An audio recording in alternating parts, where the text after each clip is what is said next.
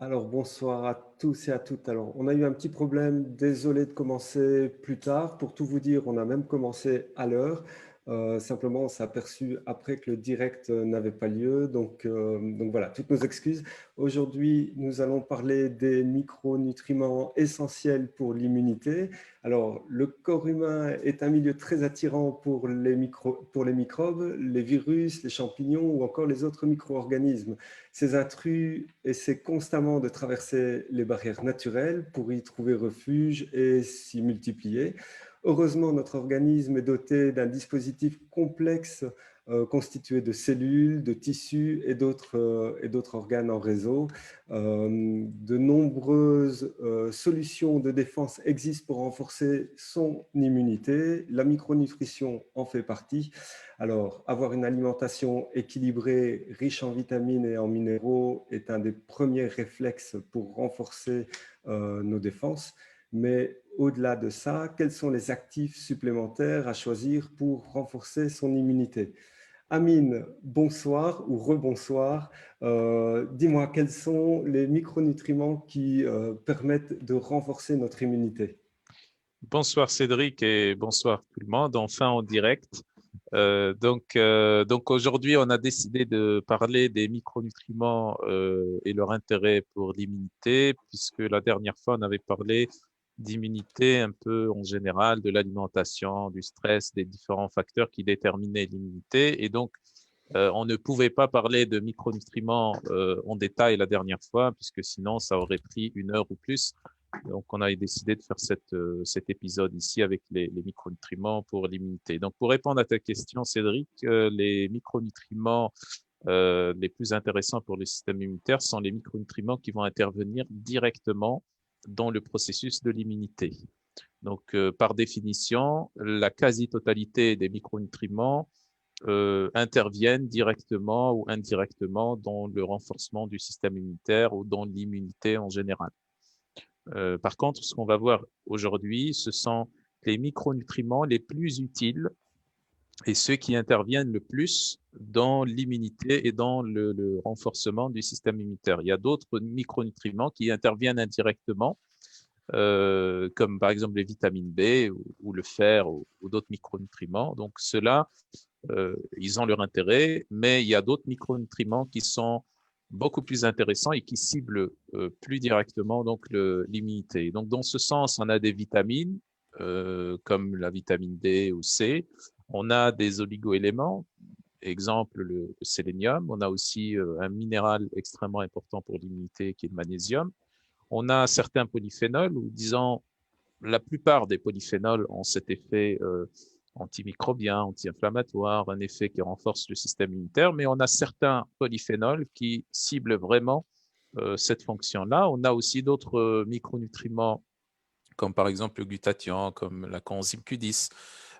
Et puis, on a également certains composants très intéressants qui sont les probiotiques, les prébiotiques, les symbiotiques en général, qui vont pas avoir un effet direct sur le système immunitaire, mais qui vont avoir un effet sur une composante très importante de l'immunité, qui est le microbiote. Donc, les symbiotiques sont extrêmement importants pour également avoir une immunité forte et pour pouvoir réagir efficacement aux infections.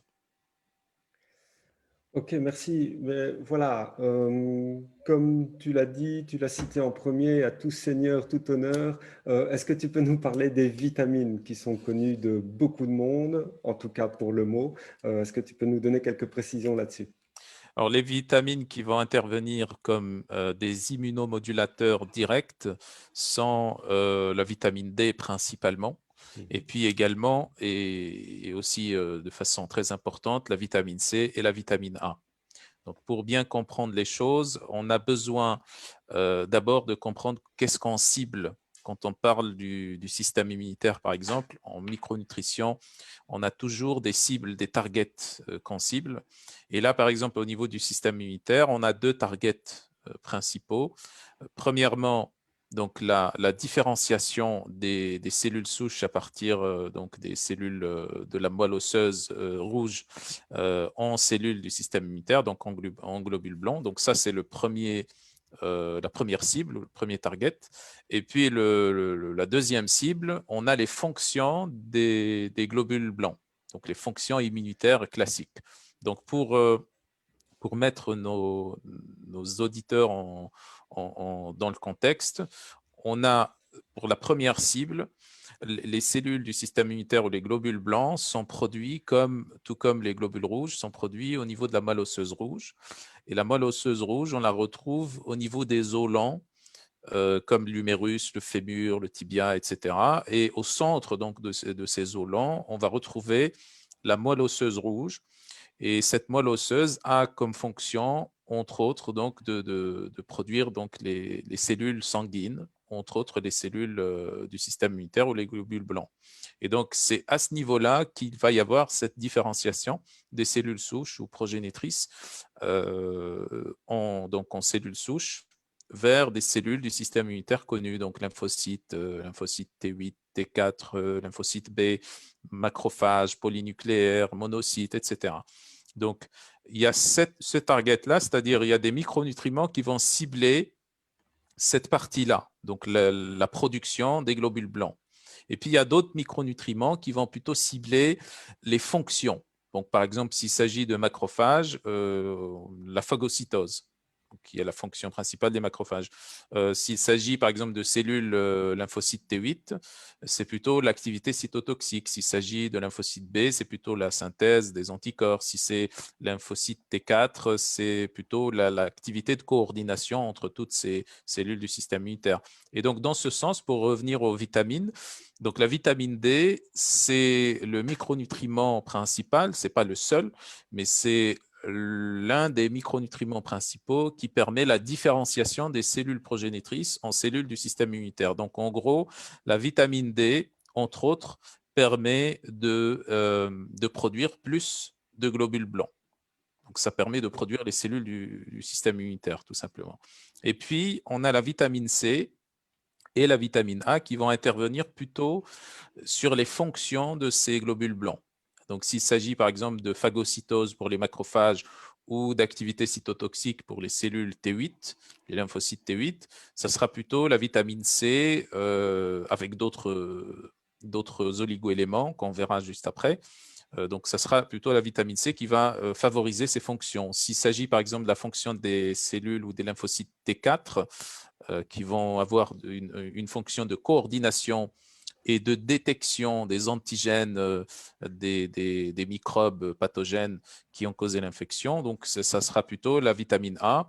Et puis également, il y aura aussi les lymphocytes B qui vont fabriquer aussi les anticorps. Et là, c'est plutôt la vitamine A qui va stimuler cette production d'anticorps. Donc, pour résumer, pour ces trois vitamines immunomodulatrices, on a la vitamine D qui va aider à la synthèse et à la conversion des cellules souches en cellules du système immunitaire. Et puis, il y a la vitamine C et la vitamine A qui vont aider aux fonctions de ces globules blanches.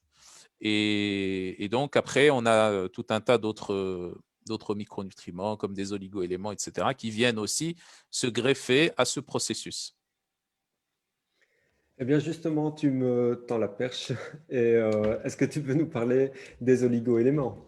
Donc, les oligoéléments, on en a plusieurs, mais ce qui nous intéresse le plus, ce sont des oligoéléments qui ont été identifiés dans la littérature scientifique comme intervenant directement dans l'un ou l'autre l'une ou l'autre des cibles que je viens d'expliquer, donc la production des globules blancs ou leur fonction.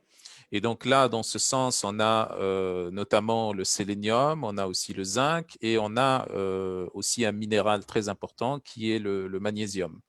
Donc le sélénium est bien connu pour protéger les macrophages. Il intervient à l'intérieur des macrophages puisque, comme vous le savez, les macrophages ont pour fonction la phagocytose. Et la phagocytose, c'est le fait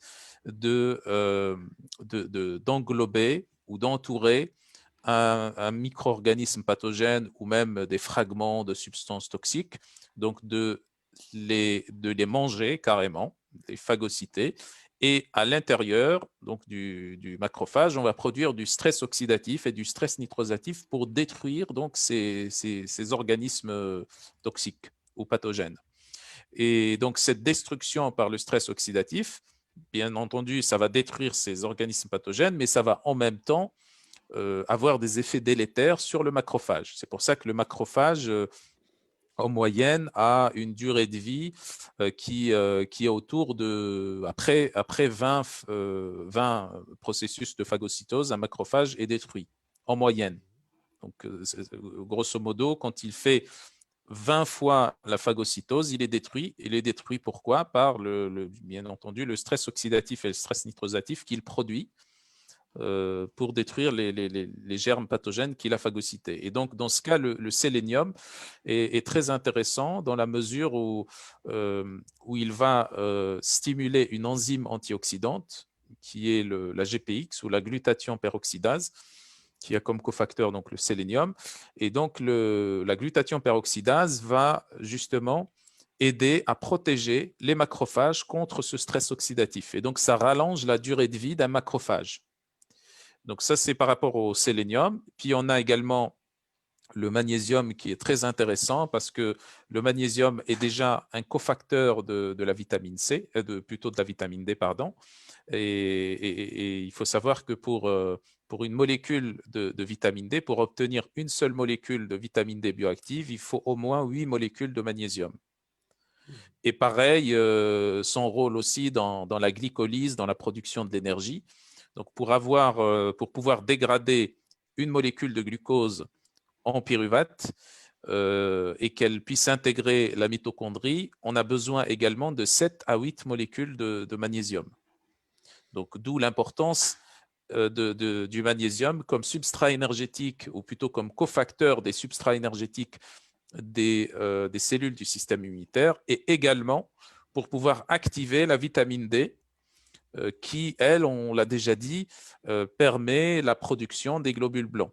Donc, c'est très important. Et puis, on a en plus de ça le zinc, le fameux zinc, qui est extrêmement intéressant. On a fait déjà une intervention là-dessus il y a maintenant quelques mois.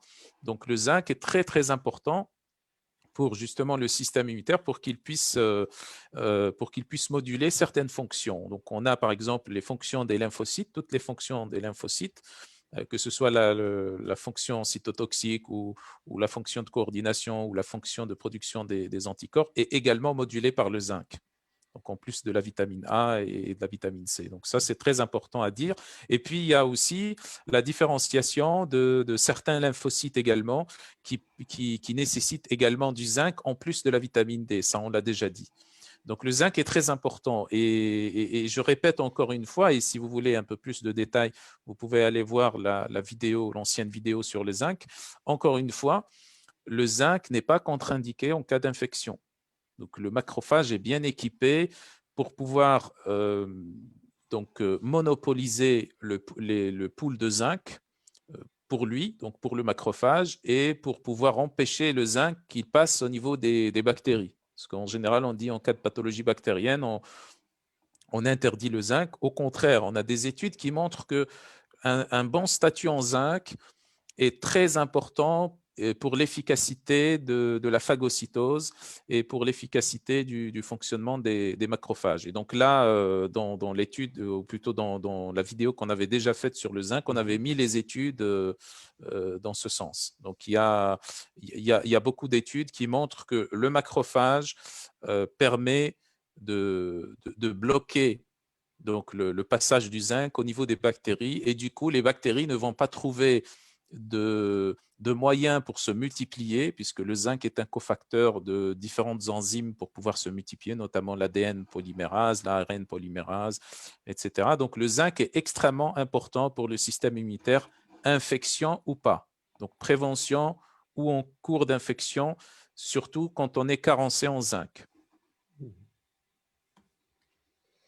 Alors, la troisième grosse famille, ou ce dont on va discuter ce soir, sont les polyphénols. Qu'est-ce que tu peux nous dire là-dessus, hormis qu'on en trouve dans le vin et qu'à cette heure-ci, pourquoi pas un petit verre de polyphénol, mais plus pratiquement et techniquement, qu'est-ce qu'on peut savoir là-dessus? Donc les polyphénols, on les retrouve en général dans la plupart des fruits et des légumes. On les retrouve aussi en petite quantité, plus ou moins, par exemple dans les œufs.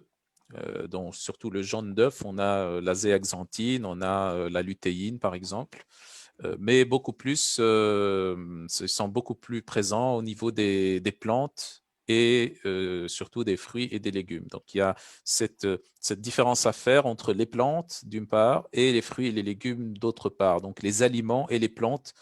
Les plantes contiennent des polyphénols, mais ils contiennent beaucoup plus des alcaloïdes, alors que les aliments d'origine végétale, notamment dans ce cas les fruits et les légumes, contiennent des alcaloïdes aussi, mais beaucoup plus de polyphénols. Donc les polyphénols sont plus intéressants que les alcaloïdes, puisque les alcaloïdes sont beaucoup moins métabolisés par l'organisme et beaucoup moins reconnus par l'organisme. Les polyphénols sont mieux reconnus. Et donc, les polyphénols ont cet effet, justement, pourquoi on en parle ce soir, ont cet effet sur l'immunité en général, puisque les polyphénols vont moduler à la fois le microbiote, qui est un facteur essentiel de l'immunité, comme on l'avait déjà expliqué lors de la dernière intervention. Également, ils vont avoir un effet de renforcement ou de modulation sur le système immunitaire. Ils vont avoir un effet anti-inflammatoire, mais anti-inflammatoire dans le sens de l'inflammation chronique silencieuse de bas grade. Et donc, cette inflammation, quand elle est installée sur le long terme, elle va réduire la capacité de réponse immunitaire. C'est-à-dire que le système immunitaire, il est là à s'occuper de choses très peu importantes qui sont, c'est parce que, par exemple, le tissu adipeux produit des adipokines ou des molécules pro-inflammatoires, ça va faire réagir le système immunitaire constamment, alors que lorsqu'on en aura besoin réellement, lorsqu'il y a infection, invasion bactérienne, invasion parasitaire, invasion virale, le système immunitaire ne sera pas en mesure de répondre efficacement. Donc, le fait de diminuer cette inflammation, de l'inhiber, donc cette inflammation chronique, est un élément extrêmement important pour pouvoir renforcer le système immunitaire et pour pouvoir garder l'énergie du système immunitaire pour les vraies infections. Donc, et plutôt les polyphénols font très bien ça. Donc, ils réduisent bien l'inflammation de bas grade, l'inflammation silencieuse. Et parmi ces polyphénols, on en a quelques-unes qui sont bien adaptées à certaines infections virales, comme par exemple la quercétine ou le resveratrol. On a aussi les polyphénols de l'acérola, parce que l'acérola ne contient pas que la vitamine C, ça contient aussi les polyphénols qui sont synergiques avec la vitamine C. L'acérola est très, très intéressante dans ce sens. Et puis, on a également l'acide rosmarinique également, l'hydroxytyrosol, le pycnogénol également, qui est le polyphénol qui contient un ensemble de polyphénols des pins, des extraits de pin, des pins européens notamment. Et donc, je vous cite ces exemples-là parce que ce sont des exemples synergiques qui fonctionnent ensemble. Et ils se complètent, leur métabolisme se complète, ils interviennent dans des voies métaboliques complémentaires. Donc, on peut citer aussi d'autres exemples de polyphénols, notamment les polyphénols de l'orange, par exemple, donc, ou de la mandarine, sont des polyphénols très intéressants pour renforcer l'immunité en général. Donc voilà un petit peu pour les polyphénols. Il y a beaucoup de choses à dire sur les polyphénols. Il y a des études à montrer. Peut-être qu'on abordera ce sujet une autre fois. Oui, j'en prends note d'ailleurs. Est-ce qu'à ta connaissance, il y a d'autres molécules qui sont indispensables? Oui, on a par exemple le glutathion, on a la coenzyme Q10. Mhm. Donc, puis on peut aussi parler de mélatonine, entre autres, quoique voilà, la mélatonine qui peut avoir des effets antioxydants et anti-inflammatoires assez notoires, mais disons ici, on va se concentrer sur vraiment les molécules qui ont un effet direct, comme on a dit, Mhm. sur l'immunité. Et là, par exemple, le glutathion, ce que j'avais tout à l'heure expliqué par rapport au zinc, le fait que les macrophages se protégeaient par une enzyme qu'on appelle la glutathion peroxydase et qui a comme cofacteur le sélénium. Eh bien, la glutathion peroxydase, qu'est-ce qu'elle fait? Elle utilise le glutathion. Donc, elle fait partie du cycle du glutathion, du système du glutathion, puisque le glutathion est converti d'une molécule réduite à une molécule oxydée et d'une molécule oxydée à une molécule réduite. Donc, on appelle ça le cycle du glutathion. Et donc, l'oxydation de cette molécule de glutathion permet d'avoir un effet antioxydant très important sur le peroxyde d'hydrogène. Le peroxyde d'hydrogène qui est un radical libre assez dangereux. Et donc, ça permet justement de neutraliser le peroxyde d'hydrogène, de transformer le H2O2 en H2O, donc en eau. Et ça c'est très important pour les macrophages pour qu'ils soient protégés et pour que ça augmente leur durée de vie. Ça protège également les autres molécules. Hein. Les lymphocytes T8 également ont besoin aussi de suffisamment de glutathion. Les polynucléaires aussi, les autres monocytes. Donc, c'est un élément indispensable pour la protection des globules blancs. Et puis, on a le coenzyme Q10 également, ou la coenzyme Q10, qui est un micronutriment extrêmement important. La coenzyme Q10, je rappelle, elle est synthétisée par le corps. Donc, on a une synthèse endogène. Et je rappelle que la voie métabolique qui synthétise la coenzyme Q10 est la même qui synthétise le cholestérol. Donc, la coenzyme Q10 a un effet anti-stress oxydatif. Et la coenzyme Q10 a une particularité par rapport à tous les autres antioxydants confondus, toutes catégories confondues, antioxydants enzymatiques ou antioxydants non enzymatiques. Donc la coenzyme Q10 se différencie par rapport à ces antioxydants par le fait que tous les autres antioxydants, sans exception, ils interviennent lorsqu'il y a déjà production de radicaux libres. C'est-à-dire lorsque les radicaux libres sont produits, ils sont là, ils ont un effet nocif, les antioxydants viennent pour les neutraliser. Par contre, la coenzyme Q10, c'est la seule molécule qui va intervenir en amont, c'est-à-dire qui va intervenir avant la synthèse des radicaux libres, qui va prévenir la synthèse des radicaux libres, puisque si on a suffisamment de coenzyme Q10 au niveau de la chaîne de transport des électrons, au niveau de la mitochondrie, on va justement empêcher la formation de radicaux libres. On va empêcher que les électrons qui sont transmis dans cette chaîne de transport des électrons s'échappent et aillent former des radicaux libres de type anion, superoxyde ou autre.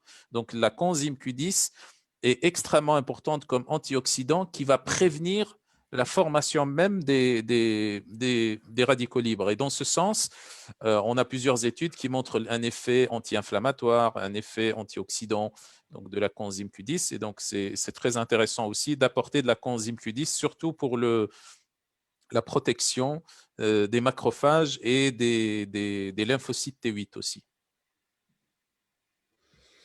Alors, dernière question, est-ce que tu peux nous parler du rôle des probiotiques dans le cadre de l'immunité?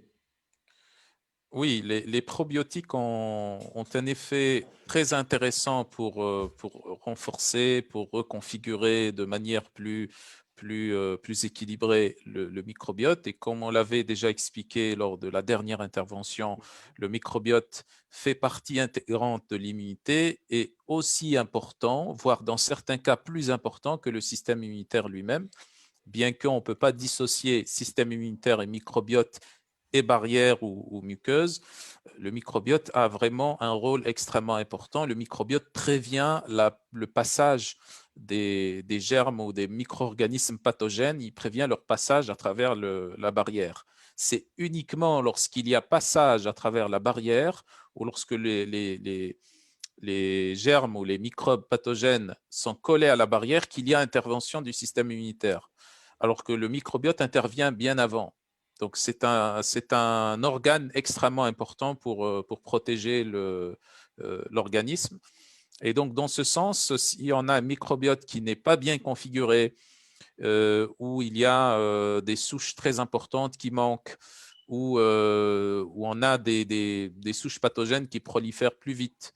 Donc, ce microbiote ne va pas remplir son rôle important dans l'immunité.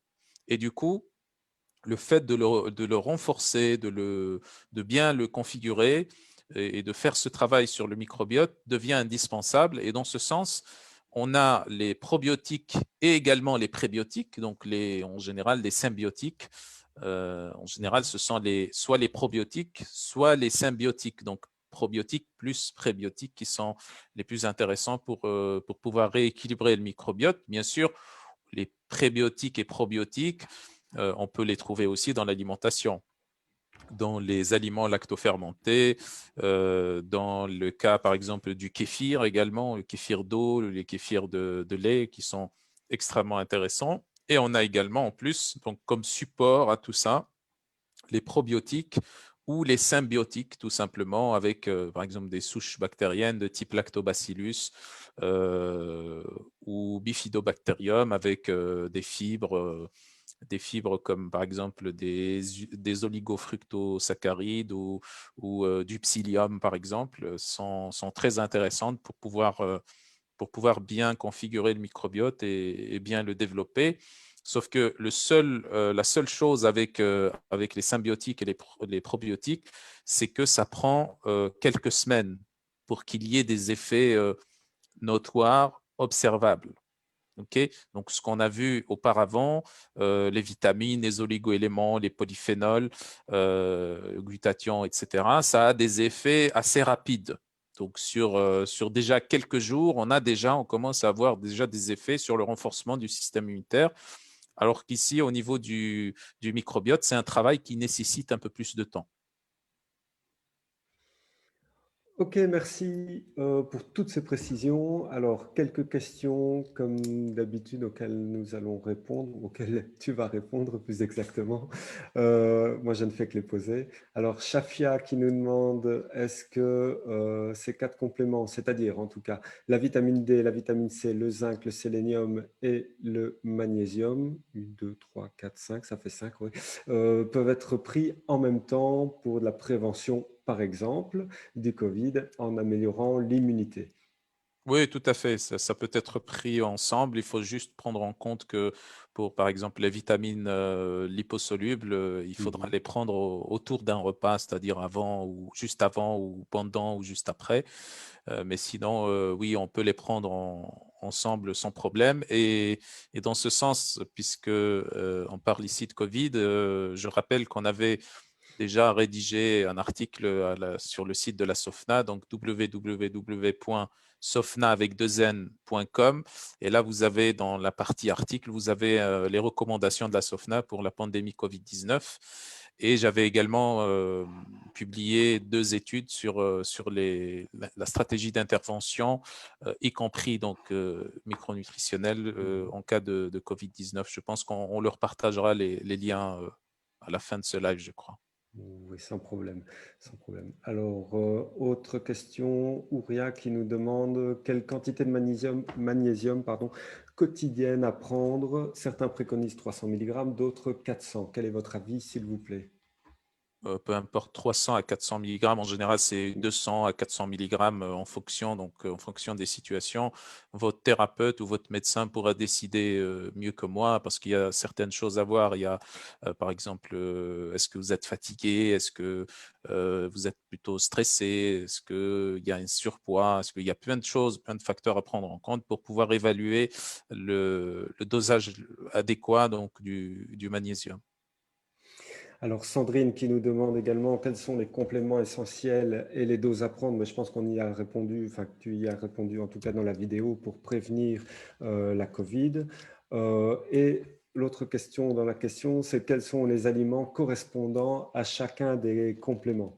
Voilà, je sais, ça va être compliqué là. Bon, tout dépend de s'il s'agit d'un micronutriment qu'on va Mhm. retrouver en grande quantité dans les aliments ou alors, parce que là, en fait, ce qu'on propose, c'est, c'est des dosages plus élevés en ces micronutriments que ce qu'on trouve dans les aliments.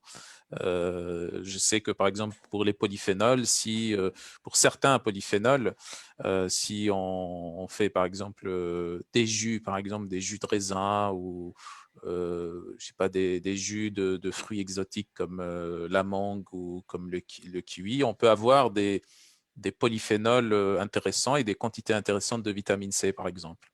Par contre, pour d'autres oligoéléments comme le zinc ou comme le magnésium, bon, c'est assez difficile d'avoir une quantité une quantité suffisante, en tout cas dans les aliments. Mhm. Alors, autre question de Nina. Que pensez-vous de l'association zinc et vitamine C? Très intéressante pour les infections, oui, oui, c'est bien. Je dirais même glutathion, zinc, Mhm. vitamine C. Donc le glutathion, ça on ne l'avait pas précisé, mais le glutathion existe sous différentes formes. La forme la plus intéressante, je parle de la molécule de glutathion elle-même, la forme la plus intéressante, c'est la forme liposomale, bien entendu. Liposomale avec une technologie bicouche qui permet de mieux protéger les molécules, puisque le glutathion est un tripeptide et qu'il est dégradé au niveau de l'estomac comme n'importe quel peptide. Et donc, la forme liposomale est intéressante, ou alors, à défaut, on a le N-acétylcystéine qui est la forme précurseur et qui permet aussi d'avoir des niveaux intéressants de glutathion. Alors, autre question d'actualité. Qu'est-ce que vous recommandez pour récupérer l'odorat? Eh ben, il faut traiter l'infection il y a pas un Mhm. traitement particulier parce que c'est un symptôme en fait. Donc, qu'est-ce qui a produit ça? Je comprends la question. Donc, il faut traiter la maladie qui a provoqué ça. Ouais. Euh, pour en avoir déjà parlé avec Stéphane Résimond, lui conseille aussi le zinc de toute façon, hein. Oui, Donc, voilà, le zinc. Oui. c'est une des bases. Mm. Alors, autre question, votre avis sur la prise de statine à titre préventif de la dyslipidémie? Dyslipidémie, oui. Dyslipidémie, pardon. Oui. Ah, j'en sais rien, je ne suis pas médecin, donc je ne peux pas dire il faut prendre des statines ou pas. Tout ce que je sais, donc le point de vue du physiologiste ou du biochimiste, c'est quand on prend des statines, on bloque la voie de synthèse du cholestérol, qui est la même jusqu'à, alors je ne vais pas faire un cours sur la voie de synthèse du cholestérol, mais disons que on a une bonne partie de la voie qui est la même, qui va permettre la synthèse du cholestérol et du coenzyme Q10. Et puis après, un métabolite qu'on appelle le farnésyl-PP. Donc après le farnésyl-PP, il y a une dissociation entre les deux voies. Donc une voie va partir dans le sens de la coenzyme Q10 et une voie va partir dans le sens du cholestérol. Sauf que les statines, et d'ailleurs même les biphosphonates, vont inhiber cette voie bien plus tôt que le farnésyl-PP. C'est-à-dire qu'ils vont inhiber à la fois la voie de synthèse du coenzyme Q10 et du cholestérol. Donc là, du point de vue biochimique strict, donc si dans le cas, pour une raison ou une autre, je ne dis pas qu'il faut donner ou pas, pour une raison ou une autre, si on donne des statines pour inhiber le cholestérol, il faudrait penser à donner suffisamment de coenzyme Q10 parce qu'on va bloquer en même temps la synthèse du coenzyme Q10. Eh bien, merci. Il y a encore quelques questions. On y répondra par écrit si vous le voulez bien. Enfin, voilà, on y répondra par Oui. écrit en tout cas, puisque le temps imparti est terminé. La semaine prochaine, nous parlerons des additifs toxiques. Alors, on le fera en 2 épisodes. On parlera d'une manière plus générale dans un premier temps et plus spécifique dans un deuxième temps, la deuxième semaine, plus spécifique par rapport à la complémentation alimentaire, où même là, on y retrouve pas mal de choses. Alors, je vous souhaite une bonne soirée, une très bonne semaine. Prenez soin de vous. Amine, merci beaucoup et à la semaine prochaine. Merci, agréable soirée et à lundi prochain. Salut. Au revoir.